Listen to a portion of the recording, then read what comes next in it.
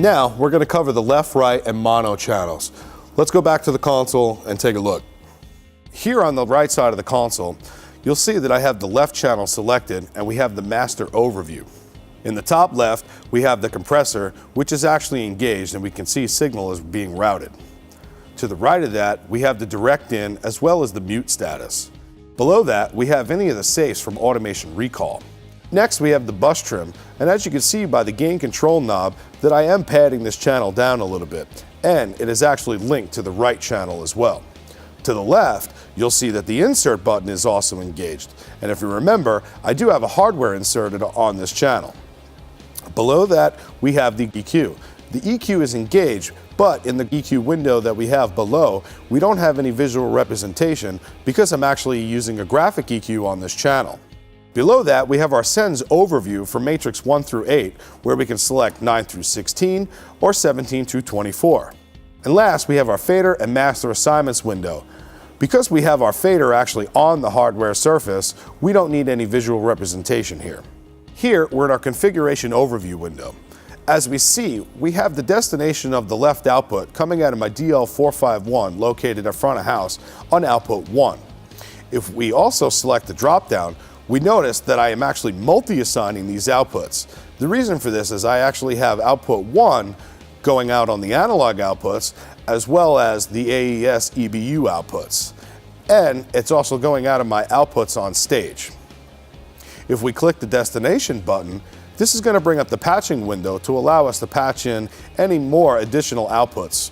Below that is the link options. If we go ahead and select that, it brings the window up and it shows that currently we have our input controls, our direct input, our dynamics, our inserts, our EQ, bus sends, fader and delays, all linked to the left and the right channels. And finally, we have the link button engaged, so this way the left and the right channels are engaged. Below that, we have the bus trim. As you can see on the gain control knob, I'm actually padding down approximately 7 dB. That's because I'm driving the console kind of hard, and because I have a hardware insert on there, I wanted to go ahead and correct my bus trim so that I have proper levels going to the hardware. To the left of that, we have a phase invert button if we needed to invert the phase. Here, we have the direct input section. The gain control knob is set to infinity because I don't have anything assigned to the direct input. We could also see that here on the window. It shows that there is nothing assigned to our direct input. If we wanted to, we can go ahead and select the source button, and that's going to bring up the patching screen. Back to the top, we see that the direct input is actually muted. That's because I have nothing assigned, so it's automatically muted. Next, we have the B button. Not to be confused, this button has nothing to do with the area B on the right side of the console. With the B button engaged, and if we were to solo this channel and had any signal routing into the direct input, this would route the audio to the monitor B section of the console. So if we had our headphones plugged in on the right side of the console, this is where we would hear that signal. If the B button was not engaged, this would route the audio to the A monitor, so if our headphones were plugged in on the left side, that's where we would hear the signal. Input zone, if this button was engaged, this is going to alter the delay compensation characteristics of the console. Finally, we have the pre button. This allows the direct input to be pre-fader. Here, we have the status buttons for the automation safes for the channel. This is where we can safe out EQ, automation, dynamics, mute status, mic inputs, as well as the fader. Here, we have the insert window. As you see, we have the insert button engaged because I actually have my max BCL inserted across this channel. If we were to click on any of the destination or source buttons, this will bring up the patching screen to allow us to go ahead and patch in any hardware or onboard effects into the channel. Next, we have our delay window. This is not to be confused with, say, delay like on a vocal where we would hear repeats. This actually has to do with output delay. This is a great feature to have right here at front of house because if you don't have system processing here and you need to add any delay to the outputs, you can do that right here from the console. Next is the processing order. Currently, I have the dynamics in front of the insert point and then after the EQ. If we go ahead and engage this button, you'll see that the EQ now is in front of the insert and the dynamics is post-insert. Next, we have our compressor overview. And as one would expect, we have our 5 time constants that you would find on any given compressor, such as threshold, ratio, attack, release, and makeup gain. In the top left, I have the MOR button engaged, which stands for more. The best way to explain the MOR button is if you really want to excite the compressor. This allows you to hear more of the compressor, especially if you're trying to get that creative type of compression going. Below that, we have our toggle button for our modes. This allows us to toggle through the 5 different compressor types that we have on the console. Below that, we have a 3-way knee control. Below the compressor controls, we have the sidechain controls. Here, if we engage, this will bring the filter in. Below that, we have our width control. As we see right now, it's a very wide width, and if we engage the width button, it starts to narrow the filter. And then finally, it gives us like a peak filter.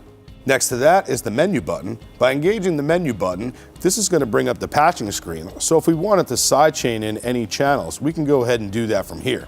And last, we have the listen button.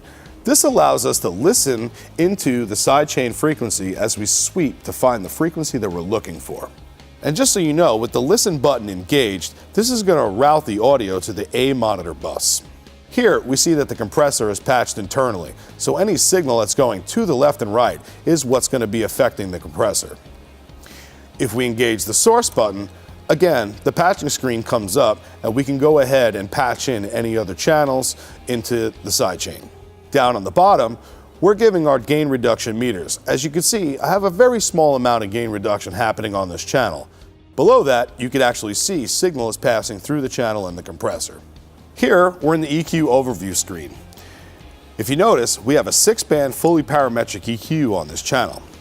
If we go to band 1 and we press the shape button in, you'll see that we're presented with a shelf filter, as well as a 6 dB roll-off and a 12 dB roll-off. On band 2, if we engage the shape button, we're presented with a 24 dB per octave roll-off. And finally on band 6, if we engage the shape button, we have a shelf filter, a 6 dB per octave roll-off, as well as a 12 dB per octave roll-off. On the right side, you'll see that we have a GEQ button here. This stands for graphic equalizer. This gives us the option to either use the 6-band fully parametric EQ or insert a graphic EQ.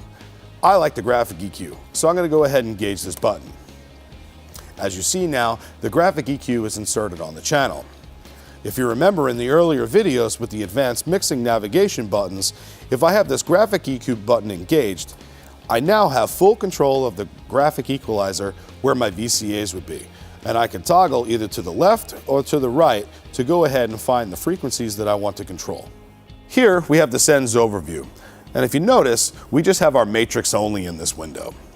If you look at matrix banks 1 through 8, you'll notice that the names are associated with each of the matrix channels for easy identification and routing.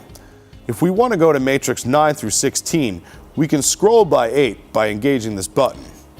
If we want to go to 17 to 24, we go ahead and press that again. Now, if you notice on matrix 3, 7, 9, 11, 13, and 15, those look a little bit different than the others. That's because these are stereo matrices. So for example, on matrix 3, this is actually going to be our pan control, where matrix 4 is going to actually control the level to that matrix. Now in the fader window, we have our mute and our solo statuses. In between, we have the B button.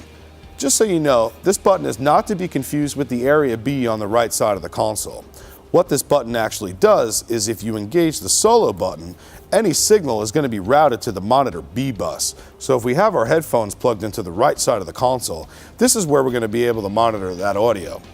If we didn't have the B button engaged and we pressed the solo button, our headphones plugged into the left side of the console is where we would be able to monitor that.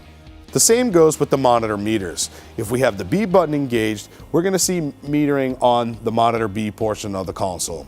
If the B button is not engaged, as you see here, we have signal present on the left side of monitor A.